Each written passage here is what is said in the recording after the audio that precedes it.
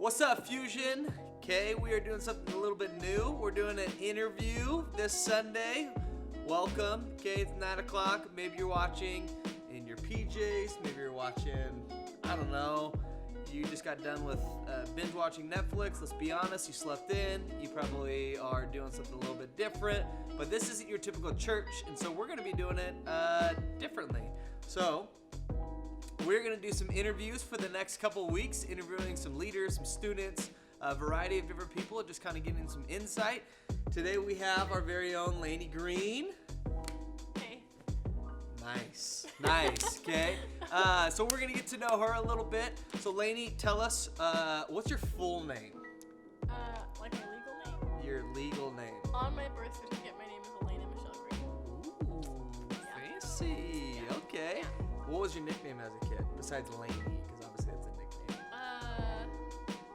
Joey used to call me Nana. He's my little brother. Nana? Or Nana. He couldn't say my name.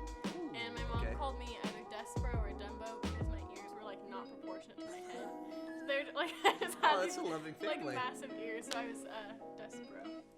Despero. Or Dumbo. Or Despero, for those who don't know, because some of these kids are born in 2000. Cultured. It's a mouse. He's a little adventure mouse, but his ears are like this big. They're like Dumbo-sized ears, but on a mouse. So just know it's not a term of endearment. Okay? It's not like a loving thing. Oh, Despero. No, it's not it anything was like that. You look like a mouse, Oh. and your ears are massive. Yeah, pretty cool. That sounds like a loving relationship you have with your mom. All right, we're gonna get to know you on a deeper level. So some of these questions were asked by me, by Fusion students when I got hired. So I felt like I should do the same. So here's some questions I have for you. Okay, how long you been at North Coast? Since I came out of the womb. Since you came out of the womb? I think like a week after I was born, once we got back from the hospital, my mom was in the family room with me. Okay. If you could be any animal, what would it be? Probably a bird, like a swan. Yeah, I'd say a swan. That's awful. No, because they're like really pretty, but like you can't. Everyone's like, no, don't go near them; they'll attack you. It's like I want to be that powerful, but like still really pretty. You know? Is it bad that I'm like afraid of birds? Like I just like birds No, just I'm scare me. terrified of swans, but like the introverted me wants no one to talk to me. So it's just based off personality. Okay. Yeah. All right. Okay. All right. What would be your dream job? Okay, when you were like a little kid. Oh, I was convinced I would be a princess. Okay. All right. Why? Okay. Because- Despero doesn't really go like, oh, if I'm called Despero, that makes me a princess, right? Okay. Dumbo wasn't a princess. Well, by the way. princesses are just like really cool. Yes. So I was like, I'll be like Aurora, but she like died. I guess I'll princess. I just felt like when you grow up, you become a princess. Okay. But if it was like, if I wasn't gonna be a princess, I was gonna be a fashion designer. Oh, clearly you have passion. Yeah. Okay, that makes an easy transition. Favorite Disney movie or Disney character of all time? Like Pixar or like Disney princess movie? Pixar or Disney?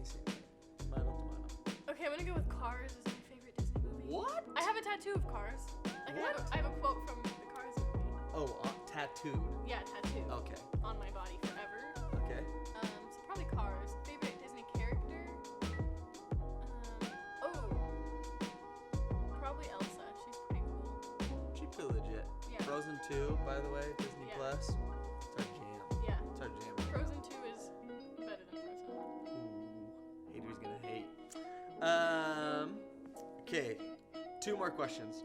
When it comes to just getting to know Laney, here you gotta listen. Okay, you gotta listen. So maybe. My Dumbo ears. Yeah, get those Dumbo ears. I can't say that.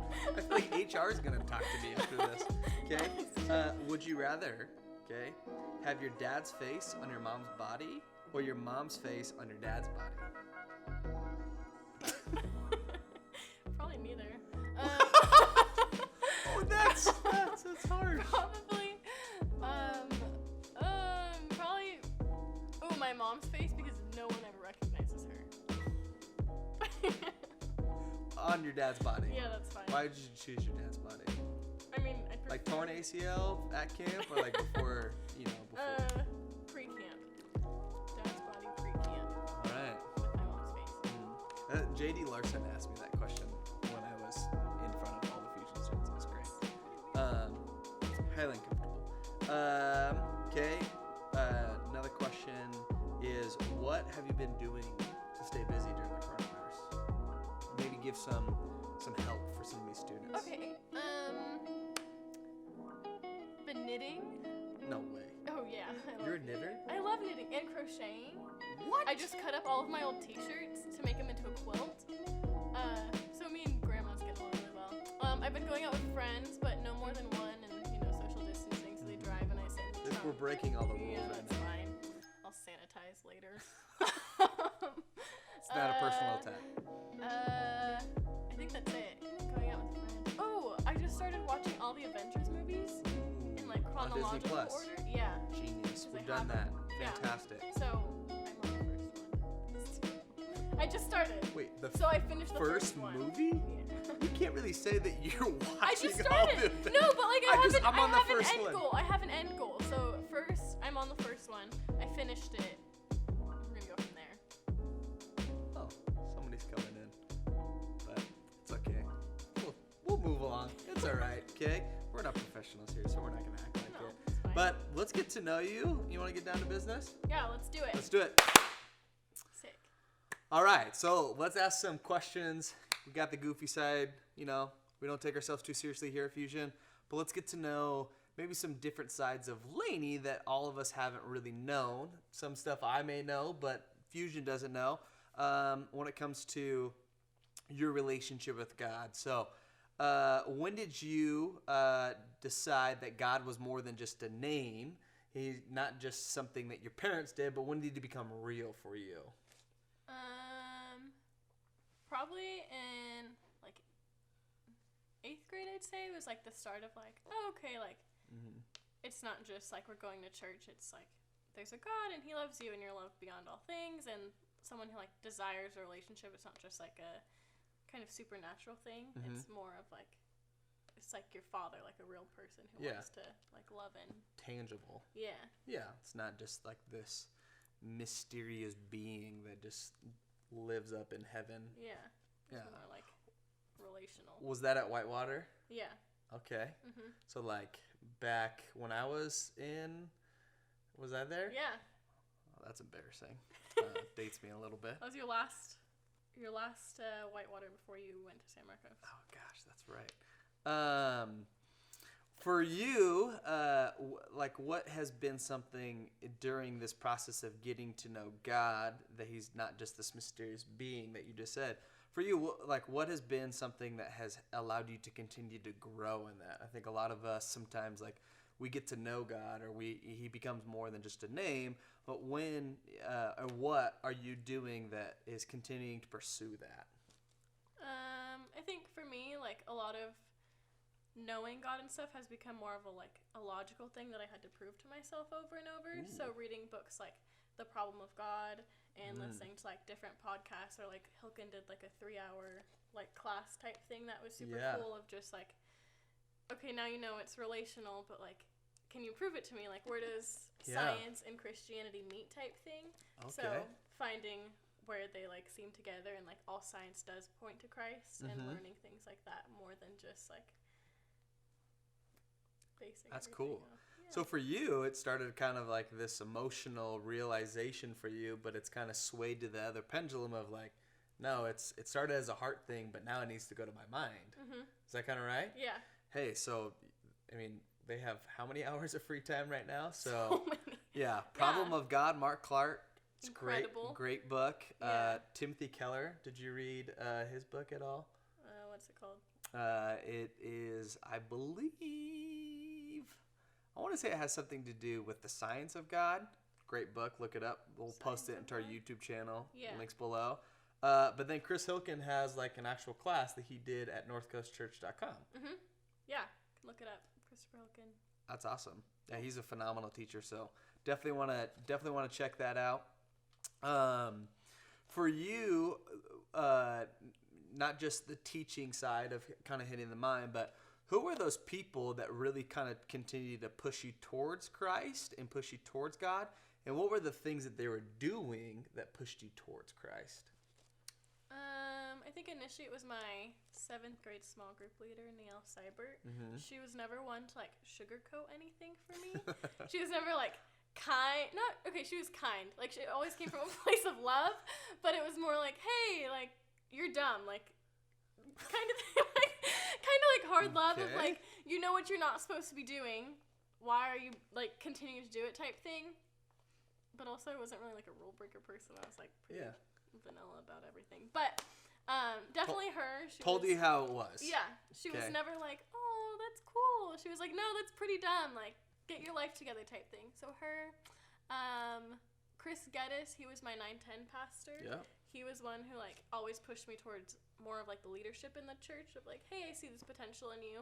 Have you ever thought about being a leader? And I was like, no, you got the wrong girl. Like, I am 99% introvert. I don't want to be a leader. No one's going to listen to me. And he's like, I think you got this. So he really pushed me towards, like, being more of a leader in the church and kind of coming to people more of, like, the empathy side of leadership of, like, he was one of the first people to be like, God's using you in this way, and you're not even, like, using that for you. So for sure. So you're an introvert, meaning that if you don't know what introvert means, that I drain her. Like, I make her exhausted. That every time she works, she leaves here going, oh, thank God Hayden's not around anymore. Yeah. But also, people who are introverts sometimes think that they're not people, which I don't know if that makes sense, but they think that it's like, I'm not a people person. I think that's what I'm going after.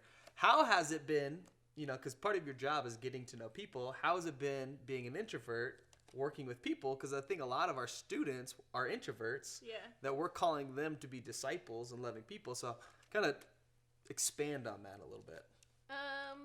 It was really hard initially, just getting into it and being like, okay, I have to be in front of people all the time. But I think something super cool about my job and, like, the position you've put me in is I'm allowed to kind of make it more relational than giving announcements and speaking in front of people. And that whole people part of it is, like, a lot bigger in my head of, like, I don't need to speak, like, to be a good leader and to be with people, but I get to come along people in, like, this ministry and come to my leaders and meet one-on-one for coffee and get to kind of, like, walk alongside them in it rather than be, like, a follow the leader type person. But I get to, okay, let's figure this out together. Like, and just, like, having the reminder of it's all, like, none of it's about me. None of it is about, like, the energy that I have or who I am as a person, but that God's placed me in this position and he's going to use me regardless of, like, I don't think I'm a people person. And he's like, no, you are. Like, I promise that I've given you these gifts and these abilities. So learning to trust him in that too. And I think what's cool too is just watching you is that you've never used that as your excuse, that you know who it is, and so you play off the strength of knowing that hey, I need to recharge, I need to go spend alone time. Like, you talk about being alone and doing things that are with nobody around, but you never use that as an excuse. I just don't like being around people, or I just don't want to talk to people, which I think is so cool, is because I think when we figure out who we are and we start to get to know who Hayden is or who Laney is or who any of you are, is that we can easily write ourselves off because we think that this is who I am and I can't be anybody else. But the reality is, what you just said, is that no, God can pull gifts and he can continue to use our strengths, and when we give him our weaknesses, it can become strengths for him as well. So that's so awesome. Cool. For you, what's one thing, okay, this is kind of changing gears a little bit. What's one thing that you wish you knew in high school? As a Christian now who's 20, right? 20, 19. Okay, let's round up. Okay, what's one thing you wish when you were in high school? No one cares who you are in high school when you're not in high school. I think, like, my senior year, I quit cheer, which I've been working I have done cheer since I was in 6th grade. But, like, once you're out of high school, no one cares whether you had straight A's or you got a 45 on your final instead of that, like, grade that you wanted. Like, no 45 out of 50 or, like, 45 out of 100? 45%. Like, oh. No one cares if you, like, failed your math. Home. That's why I asked. I was like, no one cares, like, what car you drove or, like, anything like that. What they're going to remember most is, like, were you kind to them? Because I don't remember anything about the people in my classes. Like, I don't know if they were geniuses or they graduated full IB, but I remember how they treated me, and I remember, like, oh yeah, Brian from this class was like always really nice to me. Like he always made sure that things were okay, or like my best friends were always like kind and they made sure that I had lunch, or like that I was never alone type thing. So just that it doesn't, things that matter in high school don't matter as much. It's like more like the heart behind like who you were as a person in high school that mattered. Yeah, it's funny that you say that, is because I'm coming up on my 10-year reunion, and Isaac, who, if you don't know who Isaac is, he's one of our small group leaders. We're going to potentially go back to our 10-year reunion if it happens, because coronavirus, COVID-19. But one thing that like we were trying to talk about was like, oh, who is this and what did they do? And we couldn't come up with what they did, but we always came back to who they were. Oh man, like they were always the nicest person ever. Like you couldn't get them to not smile, or like, oh, they were always so generous. And it's like, we didn't remember if they were in drama or who they starred in when it comes to the play, or how many touchdowns they scored, or how many interceptions I threw in high school. I was 9, if you really want to know. And you're like, is that good or is that bad? It's bad. Okay, we suck. We're 2-7-1. Okay. But you always remember who they were, and and necessarily what they stood for, and not necessarily what they did, which I think is such a cool answer. Is that it's really I think it's really important that you work on the inwardness, not just the outwardness of what we get caught up in this world. So that's awesome. As you have been growing in your relationship since 8th grade, so that's almost 6-7 years. What's one encouragement? This will be our last question.